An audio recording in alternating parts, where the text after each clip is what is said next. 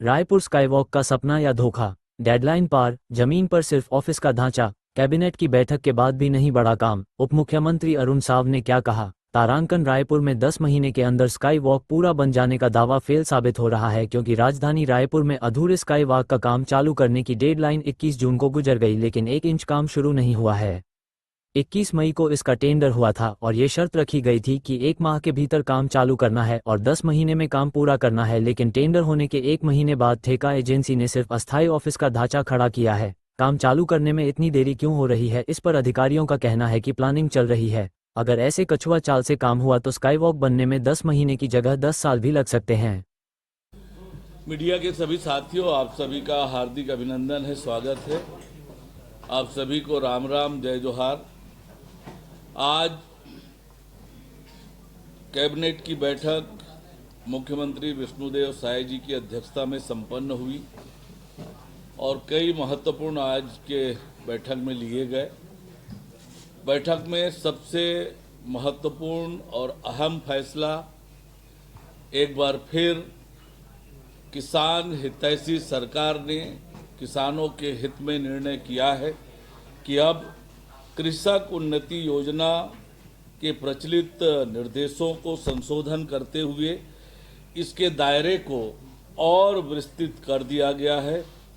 अब इस योजना का लाभ खरीफ 2025 में धान उत्पादक किसानों के साथ साथ पंजीकृत धान फसल के स्थान पर अब दलहन, तिलहन, मक्का आदि की फसल लगाने वाले किसानों को भी मिलेगा। खरीफ 2024 में पंजीकृत कृषक जिन्होंने धान की फसल लगाई थी और समर्थन मूल्य पर धान बेचा था, उनके द्वारा खरीफ 2025 में धान फसल के स्थान पर दलहन, तिलहन, मक्का आदि फसल की खेती की जाती है, तो उन्हें भी अब कृषक उन्नति योजना के तहत आदान राशि प्रदान की जाएगी। ये बड़ा निर्णय किसानों के हित में सरकार ने किया है। साथ ही अधिकारी कर्मचारियों के हित में भी एक बड़ा निर्णय मंत्रिपरिषद ने लिया है, जिसके अंतर्गत भविष्य में सेवानिवृत्ति के समय पेंशन भुगतान संबंधी दायित्वों के बेहतर वित्तीय प्रबंधन हेतु छत्तीसगढ़ पेंशन फंड के गठन तथा इसके प्रबंधन और विनियमन संबंधी विधेयक 2025 के प्रारूप का अनुमोदन किया गया।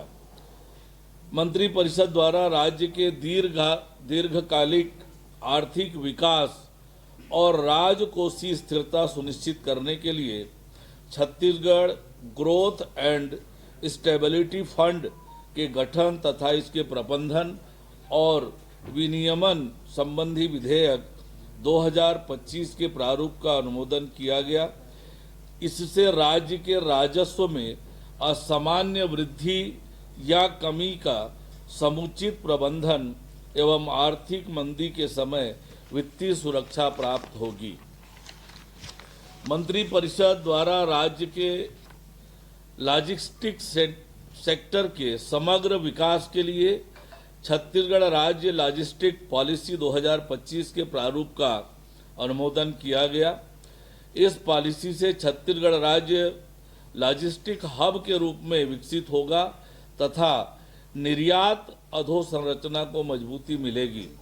राज्य की भौगोलिक स्थिति का लाभ लेते हुए लॉजिस्टिक सेक्टर तथा ई कॉमर्स की राष्ट्रीय एवं बहुराष्ट्रीय कंपनियों को लॉजिस्टिक हब की स्थापना के लिए निवेश के लिए आकर्षित किया जाएगा। राज्य की भंडारण क्षमता में वृद्धि होगी, जिससे प्रदेश के उद्योगों, व्यापारियों और किसानों को सस्ती भंडारण सुविधा मिलेगी। प्रदेश में लॉजिस्टिक में लगने वाले लागत कम होने से व्यापार, निवेश और आर्थिक विकास को बढ़ावा मिलेगा। इस नीति के माध्यम से dry port, inland container depot की स्थापना को प्रोत्साहन करने से सूक्ष्म, लघु एवं मध्यम उद्योगों तथा स्थानीय उत्पादकों को निर्यात बाजारों तक पहुंचने का अवसर मिलेगा। राज्य के प्रचुर वन संसाधन, वनोपज एवं वनौषधि उत्पाद के निर्यात हेतु इकोसिस्टम तैयार होगा। यह पॉलिसी राज्य के युवाओं के लिए रोजगार के नए अवसर भी सृजित करेगी, साथ ही को लॉजिस्टिक्स एवं निर्यात क्षेत्र में एक अग्रणी भूमिका में स्थापित करेगी। मंत्रिपरिषद द्वारा एक और महत्वपूर्ण निर्णय लेते हुए कुछ कानूनों के प्रावधानों का गैर अपराधीकरण करने के लिए छत्तीसगढ़ जन विश्वास प्रावधानों का संशोधन विधेयक 2025 के प्रारूप का अनुमोदन किया गया। जन विश्वास विधेयक से व्यवसाय व जीवन यापन में सहजता बढ़ेगी, अनावश्यक न्यायालयीन प्रकरणों और उससे होने वाले व्यय में कमी आएगी। मंत्रिपरिषद ने प्रदेश के विभिन्न विभागों, निगम, मंडल, कंपनी, बोर्ड के पूर्व निर्मित एवं जर्जर भवनों तथा इनके स्वामित्व की अनुपयोगी शासकीय भूमि के व्यवस्थित विकास और सदुपयोग के लिए रीडेवलपमेंट योजना अंतर्गत 7 योजनाओं को स्वीकृति प्रदान की है। इसमें Shanti Nagar Raipur, BTI Shankar Nagar Raipur, Kailash Nagar Rajnandgaon, Chandni Chowk phase 2 Jagdalpur, civil line Kanker, club Para Mahasamund, Katghora Korba शामिल है।